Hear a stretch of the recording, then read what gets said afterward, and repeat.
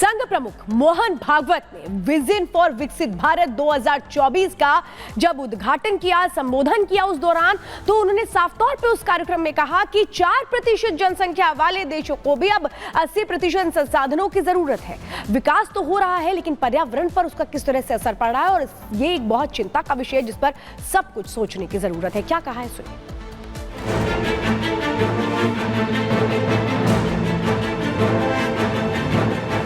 आस्था के कुंभ को तो खूब देखा और सुना होगा, लेकिन शोध के महाकुंभ का शुभारंभ पहली बार गुरु द्रोण की कर्म भूमि गुरुग्राम में हुआ। भारतीय शिक्षण मंडल की तरफ से आयोजित 3 दिवसीय अखिल भारतीय शोधार्थी सम्मेलन का उद्घाटन राष्ट्रीय स्वयंसेवक संघ के सर संघ चालक डॉक्टर मोहन भागवत ने किया। विजन फॉर विकसित भारत कार्यक्रम को संबोधित करते हुए संघ प्रमुख ने शिक्षा के तमाम मुद्दों पर खुलकर अपनी बात रखी। देश में रिसर्च की दयनीय हालत पर उन्होंने बेबाकी से बात की। कहा, आज शोध करने वाले बहुत हैं, लेकिन लाल फीताशाही की वजह से कुछ कर नहीं पाते। आजकल सारा उद्देश्य पेट भरने का है। अगर ऐसा है तो बहुत दुखद है। मोहन भागवत ने भारतीय शिक्षण मंडल की शोध पत्रिका प्रज्ञानम का अनावरण किया। कहा कि दुनिया अब मानती है कि 16वीं सदी तक भारत हर क्षेत्र में अग्रणी था। हमने बहुत सी चीजें खोजी, लेकिन फिर हम रुक गए और इस तरह हमारा पतन शुरू हो गया। लेकिन उस समय तक हम सबको साथ लेकर चलने का उदाहरण दे चुके थे। उन्होंने कहा कि आज समय विकसित भारत की मांग कर रहा है। दुनिया के 4% जनसंख्या वालों को 80% संसाधन चाहिए। तकनीकी प्रगति के जो आज प्रतिमान माने जाते हैं, तो वहां देखेंगे तो 4% जनसंख्या है और उनको जीने के लिए 80% संसाधन चाहिए। सारी दुनिया से वो संसाधन प्राप्त करने के लिए अन्य लोगों पर अपना डंडा चलना चाहिए, तभी वो प्राप्त होंगे। ऐसे विकास में लोगों को लगना पड़ता है, जी जान से लगना पड़ता है। भागवत ने जोर देकर कहा कि सामर्थ्य होगी तभी दुनिया हमको सुनेगी। हमें सामर्थ्यवान बनना पड़ेगा। मन, बुद्धि, धन और बल का सामर्थ्य होना चाहिए। हमें भारत को नंबर 1 बनाकर विश्व के सामने प्रतिमान रखना है। हम हर फील्ड में नंबर 1 हो। हम दुनिया को कॉपी न करें, बल्कि खुद प्रतिमान बने, तभी सही मायने में विकसित भारत होगा। Bureau report, Republic Bharat. और खबर यूपी के बिजनौर से है, जहां पर दर्दनाक हादसा हो गया और इस हादसे में 7 लोगों की मौत हो गई। पूरी खबर क्या है, दिखाते 1 मिनट की रिपोर्ट में। ये भयंकर हादसा बिजनौर के धामपुर इलाके में हुआ, जहां देहरादून नेशनल हाईवे पर कार ने 3 व्हीलर को पीछे से टक्कर मार दी। हादसे में 3 व्हीलर के चालक समेत 7 लोगों की मौत हो गई। वहीं 2 लोग बुरी तरह घायल हो गए हैं, जिन्हें इलाज के लिए अस्पताल में भर्ती कराया गया है। सभी लोग झारखंड में शादी समारोह में शामिल होने के बाद अपने गांव वापस जा रहे थे कि तभी पीछे से कार ने टक्कर मार दी और 3 व्हीलर चालक समेत 7 लोगों की जान चली गई।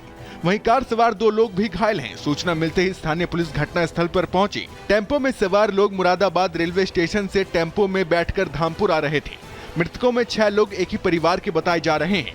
मरने वालों में 6 पुरुष, 2 महिला और 1 लड़की शामिल है। इस हादसे पर सीएम योगी ने दुख जताते हुए मृतकों के परिजनों के प्रति संवेदना व्यक्त की है। वहीं घायलों के जल्द स्वस्थ होने की कामना भी की है। Bureau report, Republic Bharat. और बहराइच से खबर आ रही है, जहां जंगली जानवरों ने कोहराम मचा रखा है और इस बार भी तेंदुए ने एक बच्चे को शिकार बना लिया, उसकी मौत हो गई। जरा देखिए 1 मिनट वाली रिपोर्ट। बहराइच में एक बार फिर से तेंदुए ने लोगों पर हमला करना शुरू कर दिया है। तेंदुए ने यहां के बनकटी गांव में एक 4 साल के बच्चे पर हमला कर दिया, जिसमें बच्चा बुरी तरह जख्मी हो गया। जब उसे अस्पताल में भर्ती कराया गया तो उसकी इलाज के दौरान मौत हो गई। घटना के बाद से परिवार में मातम है। बताया जा रहा है कि संदीप कुमार नाम का शख्स अपने परिवार के साथ खेत में लगे गन्ने की कटाई करा रहे थे और साथ में उनका 4 साल का बच्चा खेत में खेल रहा था। लेकिन तभी खेत में छिपे बैठे तेंदुए ने बच्चे पर हमला कर दिया और उसका मुंह दबोच लिया। तेंदुए के इस हमले से चीख पुकार मच गई। लोगों के डर से तेंदुआ बच्चे को छोड़कर वहां से जंगल में भाग गया, जिसके बाद परिवार इलाज के लिए बच्चे को अस्पताल लेकर गया। वहीं पर इलाज के दौरान बच्चे की जान चली गई। घटना के बाद से वन विभाग तेंदुए को पकड़ने की कोशिश में जुट गया है। Bureau report, Republic Bharat.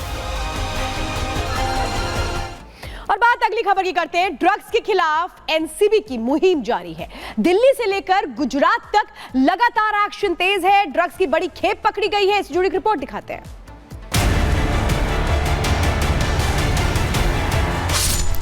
Delhi को नशे का अड्डा बनाने की कोशिश, फिर पकड़ी गई 900 करोड़ की ड्रग्स। राजधानी दिल्ली में एक बार फिर करोड़ों रुपए की ड्रग्स की एक खेप पकड़ी गई है। अंतर्राष्ट्रीय बाजार में ड्रग्स की इस खेप की कीमत करीब 900 करोड़ रुपए बताई जा रही है। एनसीबी के इस सफल ऑपरेशन में 82.53 किलो से ज्यादा फाइन क्वालिटी की कोकीन बरामद की गई है। एनसीबी ने अपने इस बड़े ऑपरेशन को अंजाम देते हुए ड्रग्स की इस बड़ी खेप की बरामदगी के साथ ही 2 आरोपियों लोकेश चोपड़ा और अवधेश यादव को गिरफ्तार किया है।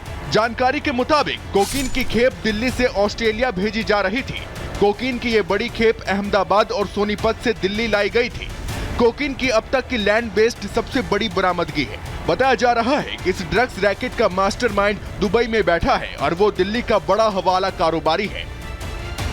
वहीं कोलकाता में भी एनसीबी को बड़ी सफलता मिली। एनसीबी ने गौतम मंडल नाम के एक अंतर्राष्ट्रीय ड्रग्स तस्कर को गिरफ्तार किया। तस्करी के जरिए बांग्लादेश जाने वाले कोडीन आधारित कफ सिरप CBCS भेजने के मामले में वो वांटेड था। इसके अलावा वो सोने की तस्करी में भी शामिल रहा है। केंद्रीय गृह मंत्री अमित शाह ने भी एनसीबी की इस कार्रवाई को लेकर सोशल मीडिया एक्स पर पोस्ट किया। उन्होंने लिखा, एक ही दिन में अवैध ड्रग्स के खिलाफ लगातार 2 बड़ी सफलताएं मोदी सरकार के नशा मुक्त भारत बनाने के अटूट संकल्प को दर्शाती है। एनसीबी ने आज नई दिल्ली में 82.53 किलोग्राम उच्च श्रेणी का कोकीन जब्त किया। ड्रग रैकेट के खिलाफ हमारा अभियान जारी रहेगा। इस बड़ी सफलता के लिए एनसीबी को बधाई। समंदर में नशे के सौदागरों की अब खैर नहीं है। प्रधानमंत्री नरेंद्र मोदी और केंद्रीय गृह मंत्री अमित शाह के ड्रग्स के खिलाफ जीरो टॉलरेंस अभियान के तहत ये बड़ा एक्शन हुआ है और ड्रग्स के खिलाफ ऑपरेशन सागर मंथन के दौरान बड़ी सफलता हाथ लगी है। एनसीबी, नौसेना और गुजरात एटीएस ने जॉइंट ऑपरेशन में बीच समुद्र से बहुत बड़ी मात्रा में ड्रग्स के साथ 8 विदेशी नागरिकों को गिरफ्तार किया है। नरेंद्र मोदी सरकार के ड्रग्स के खिलाफ जीरो टॉलरेंस अभियान के तहत ऑपरेशन चलाया गया था। इसमें नेवी के अलावा गुजरात एटीएस और एनसीबी शामिल रही। एनसीबी को सूचना मिली थी कि समुद्र के रास्ते भारतीय सीमा में एक शिप आएगा जिसमें बड़ी मात्रा में ड्रग्स हो सकता है। बिना AIS इंस्टॉलेशन के एंट्री करेगा, ऐसे इनपुट्स मिले थे। इस जानकारी के बाद ऑपरेशन सागर मंथन चलाया गया। जानकारी मिली थी कि रानी बोट से ड्रग्स लाई जा रही थी और IMBL की रडार में आने से ड्रग्स पकड़ी गई। लेकिन जिस ऑपरेशन के तहत ये बड़ी कामयाबी हाथ लगी है, आइए उसके बारे में भी जान लेते हैं। समुद्र के रास्ते ड्रग्स तस्करी को रोकने के लिए ऑपरेशन की शुरुआत की गई है। इसी साल ऑपरेशन सागर मंथन को लॉन्च किया गया था।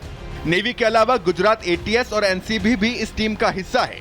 2047 में भारत के नशा मुक्त अभियान के तहत यह ऑपरेशन चलाया जा रहा है। ड्रग ट्रैफिकिंग के मामलों के लिए 111 पोस्ट एनसीबी ने बनाए हैं। ऑपरेशन सागर मंथन के तहत इसी साल अभी तक 3400 अलग अलग तरह के नारकोटिक्स ड्रग्स सीज किए जा चुके हैं। इतना ही नहीं, अभी तक ड्रग्स की डिलीवरी करने वाले कुल 25 विदेशी नागरिकों को गिरफ्तार किया जा चुका है।